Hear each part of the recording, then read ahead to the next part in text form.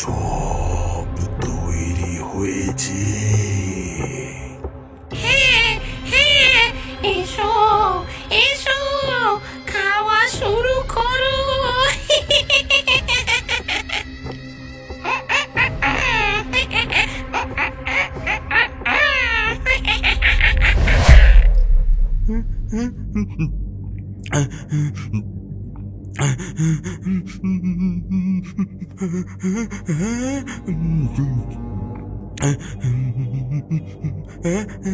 তোমরা তোমরা তোমরা কারা? রহিম গ্রামের এক সাহসী যুবক। সে লুকিয়ে লুকিয়ে সবকিছু দেখে এবং শুনে ফেলেছে। ভূতেরা তাকে দেখে চমকে ওঠে। এই মানুষ এখানে কি করছে? তুই এখানে কি করছিস? চলে যা, চলে যা এখান থেকে।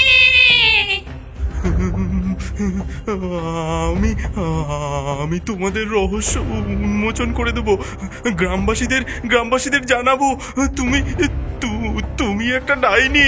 হ্যাঁ,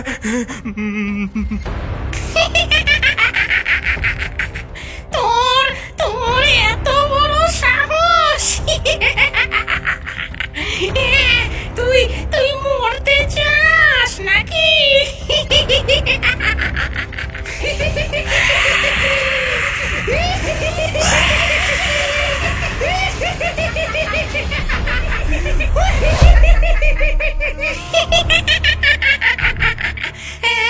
থামো থামো, ওকে ওকে আমার হাতে ছেড়ে দাও।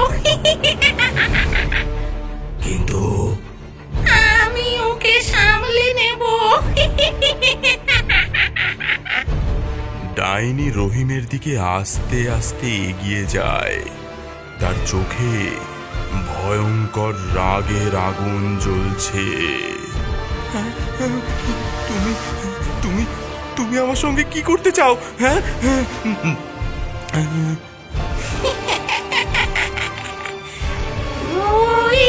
তুই আমাদের রহস্য জেনে গেছিস।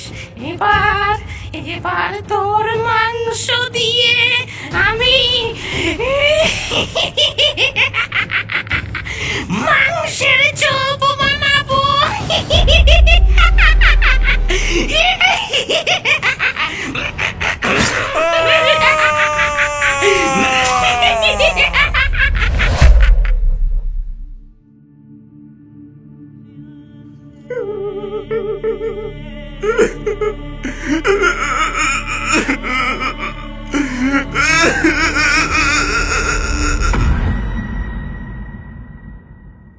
পাঁচু নামের একটা চোর চুরি করে পুলিশের ভয়ে এই শ্মশানের মধ্যেই লুকোতে আসে। শ্মশানের ফটক পেরিয়ে সে ভেতরে ঢুকে আসে। শ্মশানে প্রবেশের সঙ্গে সঙ্গে তার বুকের ধুকপুকানিও বাড়তে থাকে। এখানে আসাটা কি ঠিক হয়েছে, নাকি এখান থেকে পালিয়ে যাব? এমন সময় সে দূরে একটি আলো দেখতে পায়। সেখান থেকে আসা একটি মিষ্টি গন্ধে পাঁচুর মন ব্যাকুল হয়ে ওঠে। সেই গন্ধের উৎসের কাছে যাওয়ার থেকে সে নিজেকে আটকাতে পারে না। এত সুন্দর মিষ্টি গন্ধ! আজ সারাদিন গ্রামবাসীদের থেকে দৌড়ে দৌড়ে পালিয়েছি, বড্ড খিদে লেগেছে। এটা নিশ্চয়ই কোনো খাবারের গন্ধ। এমন সময় পাঁচুর সামনে একটি নীল আলো প্রকট হয়। বন্ধু, ওদিকে যাস না। ওদিকে গেলে তোর মৃত্যু অনিবার্য। রহিম, তুই এখানে? তুই তো মরে গিয়েছিলি। হ্যাঁ, আমার শরীরের মৃত্যু ঘটেছে, কিন্তু আমার আত্মা আত্মা এখনো বেঁচে আছে। পাঁচু সাবধান, ওই ডাইনির চপের দোকানে যাস না, ওগুলো মানুষের মাংস দিয়ে তৈরি। তুই কি সব বলছিস রহিম? তুই তো মরে গিয়েছিস। আর আর তুই কি করে জানলি যে ওগুলো মানুষের মাংস দিয়ে তৈরি? আমি আমি সব কিছু জানি, কারণ ওই ডাইনি আমাকেও মেরে ফেলেছে। তুই তুই ওর ফাঁদে পড়িস না, তুই ওর ফাঁদে পড়িস না। আমি তোর কোনো কথা বিশ্বাস করি না। তুই আমাকে ভয় দেখাস না। আমি তো তোর ভালো চাই, তুই সাবধানে। রহিমের কথা শেষ না হতেই পাঁচু সেই দোকানের দিকে এগিয়ে চলে। সেখানে গিয়ে সে দেখে একটি বৃদ্ধা মহিলা একটি জ্বলন্ত উনুনের সামনে গরম তেলে একের পর এক মাংসের টুকরো ছেড়ে দিচ্ছে। সেই বৃদ্ধার ঠোঁটের কোণে এক চিলতে হাসি, যেন সে পাঁচুর জন্যই অপেক্ষা করছিল। বাহ, শ্মশানে চপের দোকান আগে কখনো দেখিনি তো। চপ কত টাকা? মাত্র 10 টাকা। পাঁচু 10 টাকা দিয়ে একটি চপ কিনে খায়। চপের স্বাদে তার মুখ উজ্জ্বল হয়ে ওঠে। বাহ, কি অসাধারণ স্বাদ! এরকম চপ আমি কখনো খাইনি। তোমার পছন্দ হয়েছে শুনে ভালো লাগলো। এই নাও, এই নাও, আরো খাও। এমন সময় পাঁচু ভয়ে চারিপাশে তাকায়। সে দেখে অন্ধকার থেকে বেরিয়ে আসছে লালচে চোখের জুটি, আরো এক জুটি, তারপর আরো, এমন ভাবে বেরোতেই থাকে। সে দেখে আস্তে আস্তে চারপাশের শ্মশান ভূমি থেকে উঠে আসছে কঙ্কালের দল।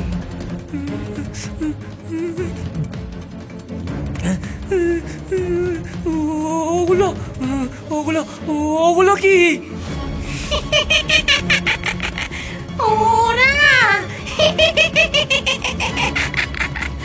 ওরা তো আমার গ্রাহক, ভীষণ পছন্দ করে আমার চপ খেতে।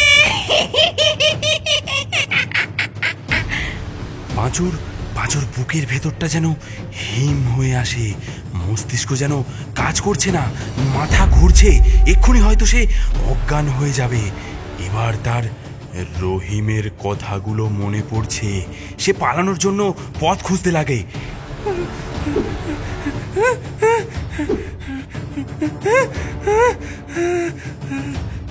এবার সেই বুড়ি ভূতেদের উদ্দেশ্যে বিকট চিৎকার করে বলে, ধর ওকে, ওকে ধর, পালাতে যেন না পারে।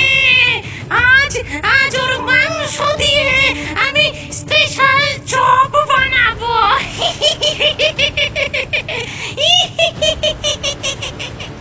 সেই বৃদ্ধার সংকেত বুঝে ভূতেরা পাঁচুর গলা পাকড়াও করে তাকে ঘিরে ফেলে।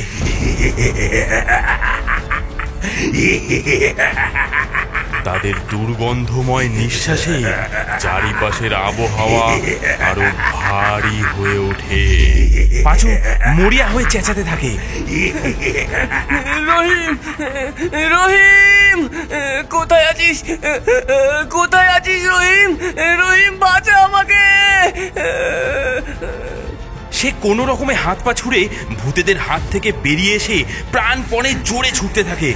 লোভের ফাঁদে পা দিয়েছে সে। এখন তাকে একমাত্র একজনই বাঁচাতে পারে, সে হলো রহিমের ভূত।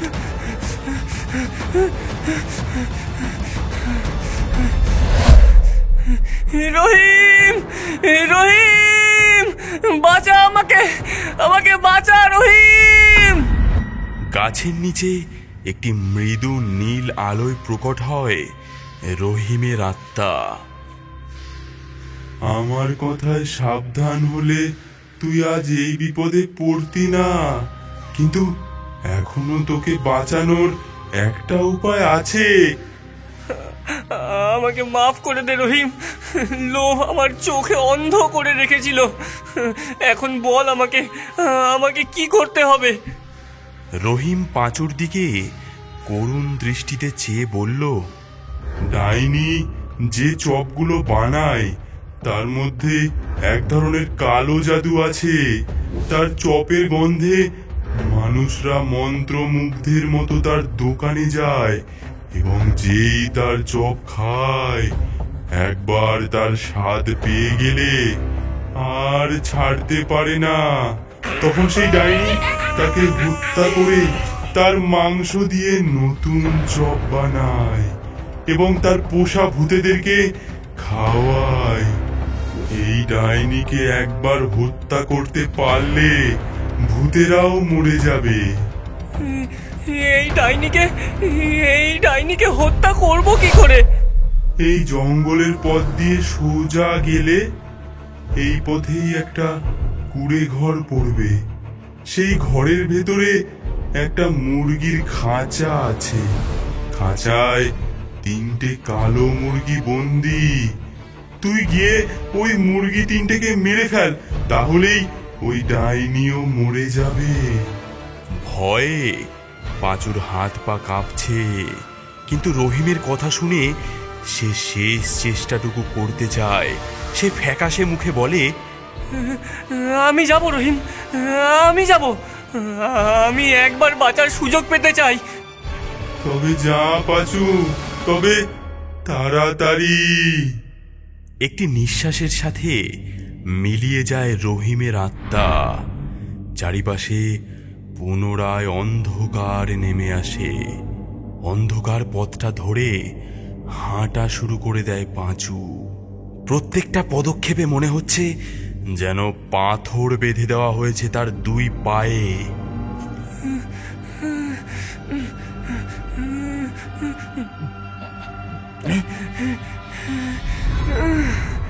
ঘন জঙ্গলের ভেতর দিয়ে হাঁটতে হাঁটতে ভয়ে পাঁচুর পা জড়িয়ে আসে। মনে হচ্ছে শুকনো পাতার ঝিরিঝিরি শব্দ বাদে আশেপাশে আর কোনো শব্দ নেই, এমনকি কীট পতঙ্গের ডাকও নয়। এই অস্বাভাবিক নীরবতা কেমন যেন পাঁচুর ভয়কে আরো বাড়িয়ে তুলল। হঠাৎ থমকে দাঁড়ালো সে। বুকের ভেতরটা কেমন যেন হাতুড়ি পেটা করছে তার। দূর থেকে খুব মৃদু আলো দেখা যাচ্ছে। নিজের গলাতেই সে বলে উঠল, এটাই নিশ্চয়ই সেই কুঁড়ে ঘর। পায়ে পায়ে এগিয়ে গেল পাঁচু। তার সামনে সত্যি একটা ভাঙাচোরা কুঁড়ে ঘর। জানালার ফাঁক দিয়ে হলদেটে আলো বেরিয়ে আসছে। পাঁচু ঘরের দরজার কাছে এলো। খুব সাবধানে দরজাটায় একটা ধাক্কা দিল সে। একটা কর্কশ শব্দ হলো এবং ধীরে ধীরে দরজাটা খুলে গেল। চোখ বন্ধ করে একটা গভীর নিঃশ্বাস নিল পাঁচু। তারপর আস্তে আস্তে চোখ খুলে তাকালো ঘরের ভেতরে। সেখানে একটা খাঁচার মধ্যে 3টে কালো মুরগি শান্তভাবে বসে আছে। তবে কিছুক্ষণের মধ্যেই যেন পরিবেশটা পাল্টে গেল। মুরগি 3টের চোখ লাল হয়ে উঠল, ডানা ঝটফট করতে লাগলো। তারা একটা পশুর মতো ভয়ঙ্কর গর্জন করে উঠল।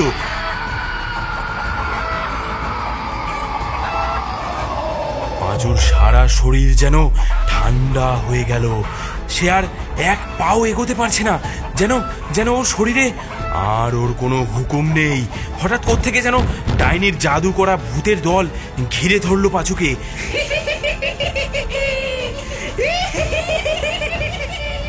তাদের ভয়ঙ্কর হাসি আর অদ্ভুত চিৎকারে কাঁপতে লাগলো কুঁড়ে ঘরটা। হিমশীতল হাতে একটা ভূত পাঁচুর গলা চেপে ধরল। ধীরে ধীরে অজ্ঞান হয়ে আসতে লাগলো পাঁচু। মনে মনে রহিমকে ডাকছে সে। মৃত্যুর আগে তাকে আর একবার দেখার আকাঙ্ক্ষা নিয়ে পাঁচুর চেতনা প্রায় লোপ পাচ্ছে। ভূতগুলো তার ক্ষতবিক্ষত দেহটাকে টেনে হিচড়ে নিয়ে যাচ্ছে শ্মশানের দিকে। মনে হচ্ছে যেন শেষবারের মতো সে দেখে নিচ্ছে কুঁড়ে ঘরটা এখানেই শেষ। তা শুরুটা হয়েছিল লোভের কাছে নতি স্বীকার করে, আর শেষটাও ঠিক সেই লোভের কারণে। শ্মশানের চুলার আগুনে আগে থেকেই কড়াইতে তেল ফুটছে। আজকের স্পেশাল চপের জন্য ডাইনি উন্মুখ হয়ে আছে। ভূতের দল মৃতপ্রায় পাঁচুকে নিয়ে এসেছে। আজকের রান্নার প্রধান উপকরণ হাজির। অল্পক্ষণের মধ্যেই চপের মশলা তৈরি হয়ে যাবে। আর আর তারপর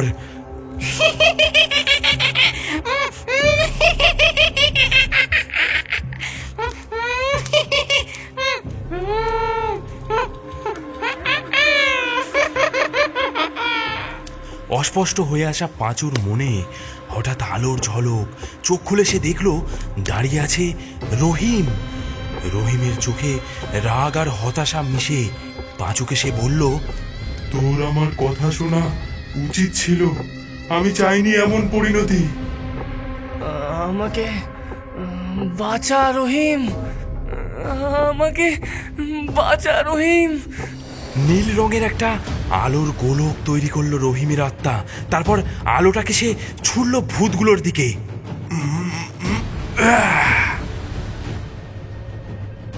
আলোর স্পর্শে চিৎকার করে কুঁকড়ে উঠল ভূতের দল। একটার পর একটা ভূত মিলিয়ে যেতে লাগলো।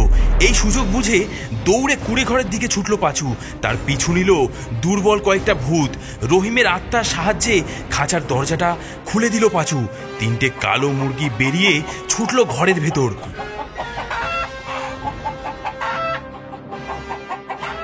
ধর এগুলোকে, পালাতে দিস না। এগুলোকে মারতে পারলেই ডাইনি মরে যাবে। এদিকে সেই ডাইনিও তার কুড়ে ঘরের বাইরে এসে উপস্থিত হয়েছে। রাগে তার ভয়ঙ্কর রূপ আরো ফুটে উঠছে। চুলগুলো উস্কো খুস্কো হয়ে এলোমেলো হয়ে গেছে। সে তার ফুটন্ত কড়াই থেকে চপ তুলে নিয়ে জ্বলন্ত চপগুলো ভূতেদের দিকে ছুঁড়ে দিচ্ছে। নে আমার পোষা কুকুরগুলো, এগুলো এগুলো খা। আর আর ধরে নিয়ে আয় ওই বেটাকে। আগুন আর চিৎকারে ভরে গেল শ্মশান। গভীর অন্ধকারের আড়ালে লড়াই চলছে ডাইনি আর তার ভূতের দল এবং পাঁচু ও রহিমের আত্মার মধ্যে। রহিমের আত্মা এক একটা নীল আলোর গোলা ডাইনি এবং তার ভূতেদের দিকে ছুড়ে দিচ্ছে। সেই আলো লেগে ভূতেরা ছত্রভঙ্গ হয়ে যাচ্ছে।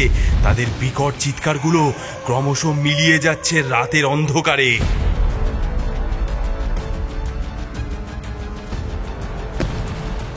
আগুনের শিখায় ঘেরা ডাইনির ক্ষমতা ধীরে ধীরে কমতে শুরু করেছে। রহিমের আত্মার পাঁচুকে বাঁচানোর এত বড় চেষ্টা, এই অসহ্য যন্ত্রণা সেই ডাইনি সহ্য করতে পারছে না। রাগে, হতাশায় আর অহংকারে ফুঁসছে ডাইনি।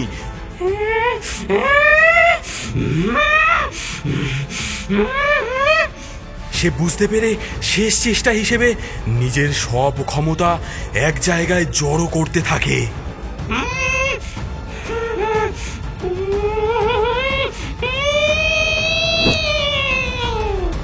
কুড়ে ঘরে আগুন ধরে গেছে। পাঁচুর সামনে একটা ভয়ঙ্কর দৃশ্য। একদিকে আগুন, অন্যদিকে হিংস্র ভূতের দল। দুয়ের মাঝখানে ডাইনি আর রহিম শেষ লড়াইয়ে মত্ত। রহিমের আত্মাও শেষবারের মতো নিজের সবটুকু শক্তি জড়ো করলো। ক্ষীণ কণ্ঠে পাঁচুকে বলল, মুরগিগুলোকে মেরে ফেল, তবেই ওই ডাইনিকে মারা সম্ভব হবে। মৃত্যুকে পেছনে ফেলে এবং দুর্বল কাঁপা কাঁপা হাতে পাঁচু এক একটা মুরগিকে ধরে মেরে ফেলতে লাগলো।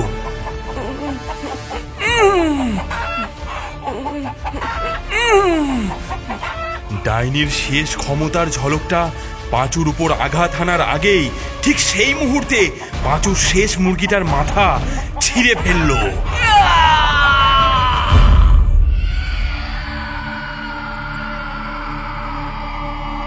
এক বিশাল কর্ণবিদায়ী চিৎকারের শব্দে ভেসে উঠল গোটা শ্মশান। ডাইনি শেষ নিঃশ্বাস ত্যাগ করল।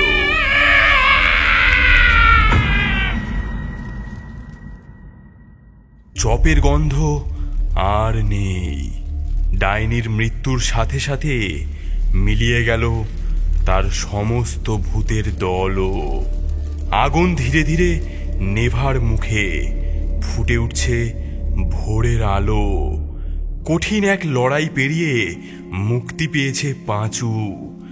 চোখ বন্ধ করে সে দেখল রহিমের আত্মাও মুক্তি পেয়ে এক অজানা আলোর দিকে মিলিয়ে যাচ্ছে। সেই দিন থেকে শ্মশানে চপের দোকান আর কেউ দেখতে পায়নি।